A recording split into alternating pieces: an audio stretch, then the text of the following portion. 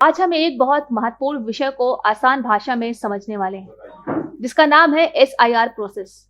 हाल ही में चुनावों और मतदाता सूचियों से जुड़ी खबरों में ये शब्द काफी सुनने को मिल रहा है, लेकिन बहुत लोग अभी नहीं जानते हैं कि ये असल में है क्या और इसका असर मतदाताओं पर कैसे पड़ता है। तो आइए इसे सरल भाषा में समझते हैं।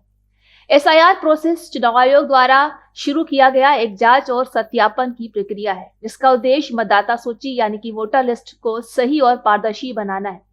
जब चुनाव आयोग को किसी मतदाता का रिकॉर्ड में गड़बड़ी या डुप्लीकेट जानकारी का संदेह होता है, जैसे किसी व्यक्ति का नाम 2 बार दर्ज होना, पता गलत होना या वो व्यक्ति अब इस इलाके में न रहता हो, तब उस पर एसआईआर यानी कि समरी इन्वेस्टिगेशन रिपोर्ट तैयार की जाती है। इस प्रक्रिया में ब्लॉक लेवल ऑफिसर, बीएलओ और चुनाव अधिकारियों की टीम मौके पर जाकर जांच करती है। वो देखते हैं कि मतदाता वास्तव में उस पते पर रहता है या नहीं, उसकी पहचान और दस्तावेज सही है या नहीं। अगर सब कुछ ठीक निकलता है तो नाम सूची में बना रहता है, लेकिन अगर पता चलता है कि व्यक्ति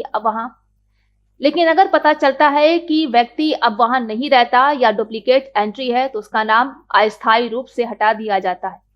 कई बार लोगों को इसकी जानकारी नहीं होती और जब वो वोट देने जाते हैं तो पाते हैं कि उनका नाम लिस्ट से गायब है। यही वजह है कि चुनाव आयोग बार बार मतदाताओं से अपील करता है कि वो अपनी मतदाता जानकारी voter helpline app, NVSP portal या बूथ लेवल ऑफिसर से चेक करें। मतदाताओं के लिए सबसे महत्वपूर्ण बात यह है कि अगर किसी को एसआईआर नोटिस या सत्यापन का संदेह मिलता है तो घबराएं नहीं। बस तय समय के अंदर जरूरी दस्तावेज जैसे कि आधार कार्ड, राशन कार्ड या निवास प्रमाण जमा करें। ऐसा करने से आपका नाम मतदाता सूची में सुरक्षित रहेगा। आखिरकार एसआईआर प्रोसेस का असली मकसद किसी का वोट काटना नहीं है, बल्कि मतदाता सूची को साफ और सटीक बनाना है, ताकि हर योग्य नागरिक को उसका मतदान अधिकार मिले और फर्जी वोटिंग पर रोक लग सके।